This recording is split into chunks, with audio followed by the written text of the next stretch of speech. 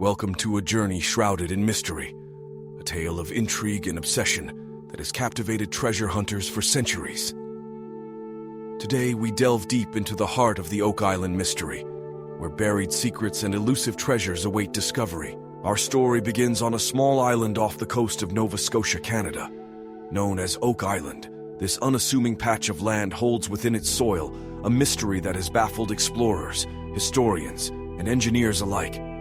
For centuries, rumors of buried treasure have lured adventurers to its shores, but none have succeeded in unraveling its secrets. The tale of Oak Island dates back to the late 18th century, when stories circulated of strange lights and unearthly phenomena witnessed by sailors passing through the area.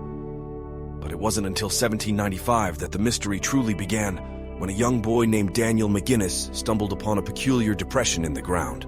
With curiosity piqued, McGinnis enlisted the help of friends John Smith and Anthony Vaughan, and together they began to dig.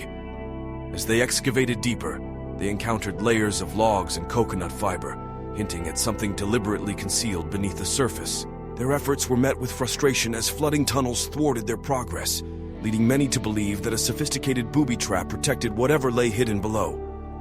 Despite their setbacks, the trio's discovery sparked a frenzy of speculation and treasure hunting that continues to this day. Central to the Oak Island mystery is the infamous Money Pit, a shaft dug by treasure hunters in search of untold riches. Over the years, countless expeditions have attempted to reach the bottom of this enigmatic pit, only to be met with failure and misfortune. Engineers and archaeologists have theorized that the Money Pit may have been constructed as a sophisticated flood tunnel system, designed to protect a valuable treasure hoard from intruders.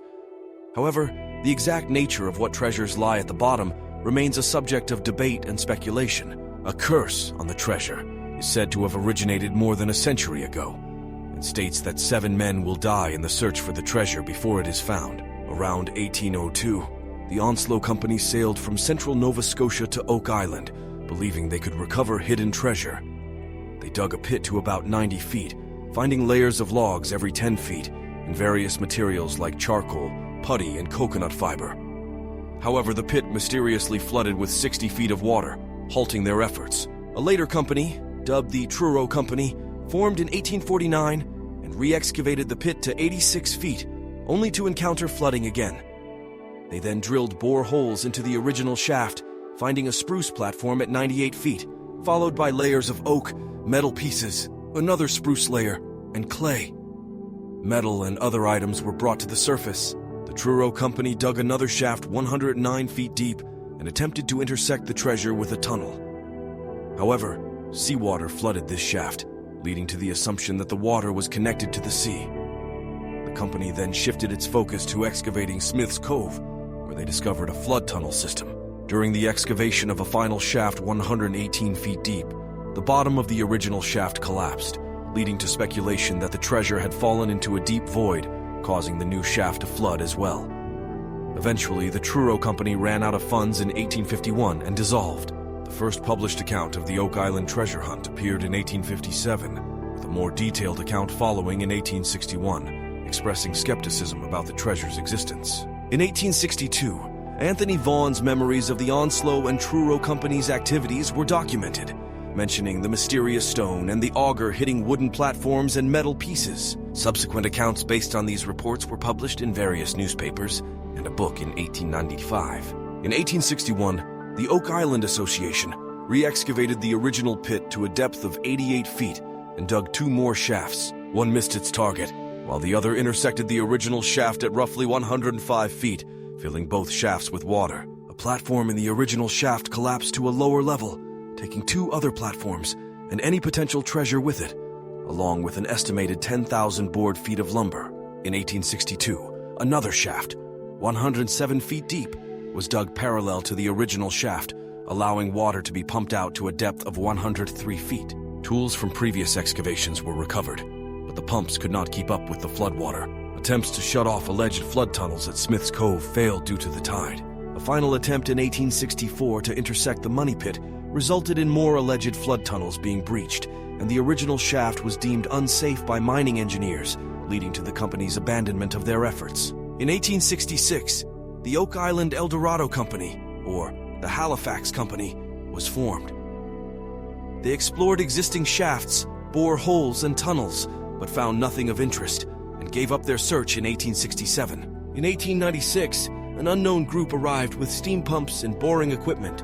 Despite being unable to keep water out of the flooded side shaft, they took boring samples and claimed to have found a tiny piece of sheepskin parchment with the letters Vi, or Y, written in India ink. In 1897, a worker named Maynard Kaiser fell to his death, marking the second accidental death. In 1898, the group poured red paint into the flooded pit, revealing 3 exit holes around the island. In August 1909, Captain Henry L. Bowden arrived at Oak Island, representing the Old Gold Salvage Group, which included Franklin D. Roosevelt as a member. By then, the money pit area had been cleared out to a depth of 113 feet, and divers were sent down to investigate. Multiple borings were conducted in and around the pit, but none of the cores revealed anything of value. Bowden also explored Smith's Cove, where rumors of drain tunnels and a ring bolt in a rock had circulated. Despite discovering the remains of an 1850 cofferdam, the group failed to find any additional evidence. Later, Bowden examined the stone cipher in Halifax and determined it was a basalt rock devoid of symbols. Considering the rock's hardness, he doubted that symbols could have faded away over time. In November 1909, the group departed from the island. In 1928, a New York newspaper published a captivating story about Oak Island's hidden treasure. Intrigued by the engineering challenges posed by retrieving the reported treasure, Gilbert Hedden, a steel fabricator, visited Oak Island 6 times and gathered literature on the subject. Inspired by a link he discovered between the island and a map in Harold T. Wilkins' book, Captain Kidd and His Skeleton Island, Hedden consulted with the author in England. After purchasing the southeastern portion of the island in 1935, Hedden began excavations, continuing Chappelle's work from 1931. Hedden informed King George VI of his findings in 1939, but despite further excavations in 1935 and 1936, none yielded significant results. In 1959, Robert Restall, his 18-year-old son, and work partner Carly Gracer arrived on Oak Island after signing a contract with one of the property's owners. They attempted to seal a storm drain in Smith's Cove in 1965 and dug a 27-foot shaft. An account of the excavation was published in Reader's Digest in January 1965. On August 17th, hydrogen sulfide fumes overcame Restall. His son attempted to rescue him, but also became unconscious.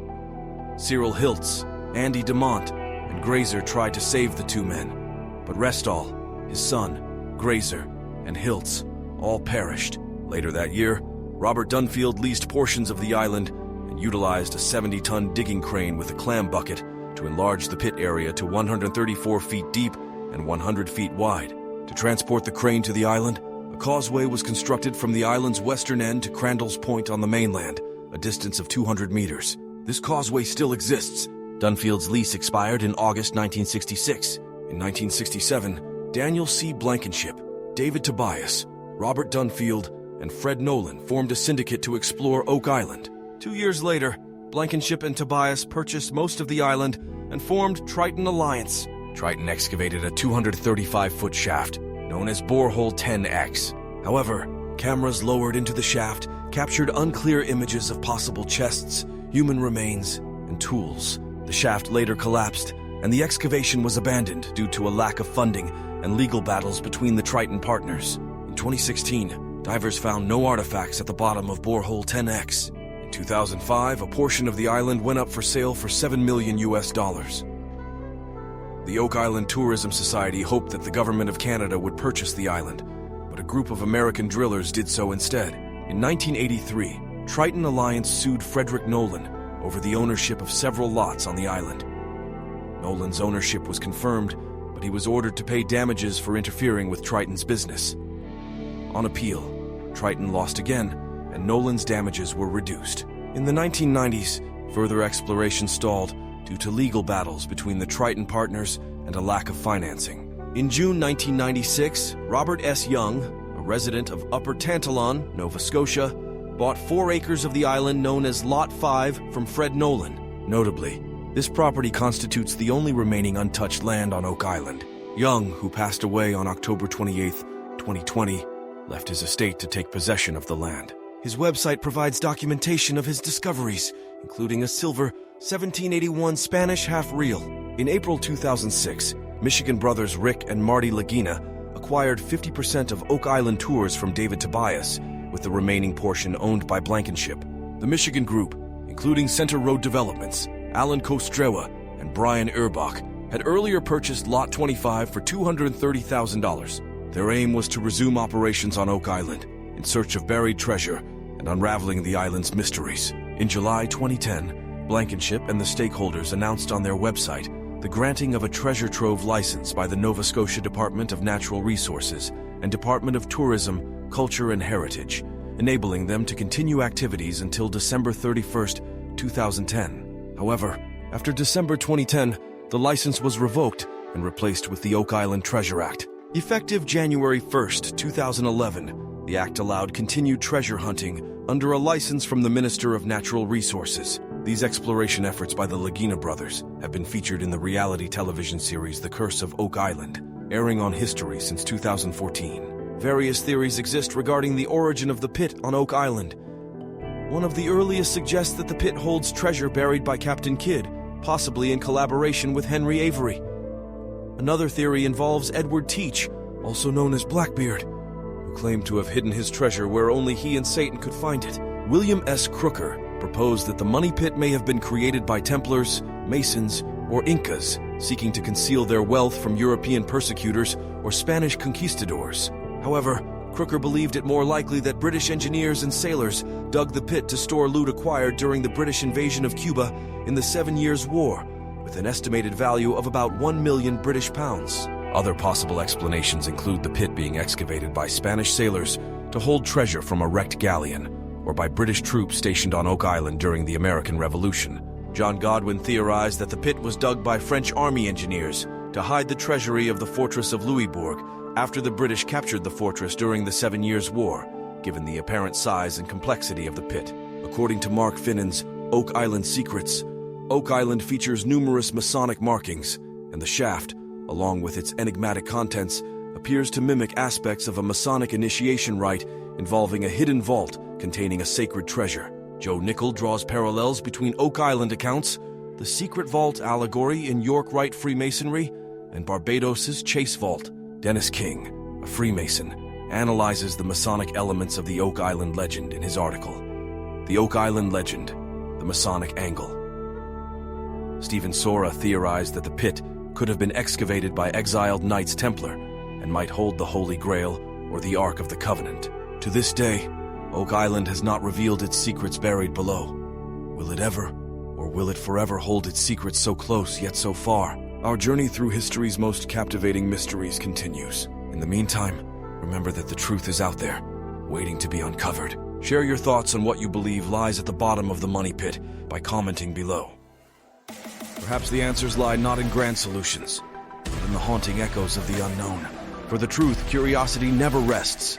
As elusive as it may be is the very lifeblood of the mystery. Until next time, remember the shadows whisper. Wind carries forgotten tales. The veil between the known and the unknown is always tantalizingly thin. Stay curious, stay skeptical. Most importantly, never stop questioning. Remember to like, subscribe, share, and comment below.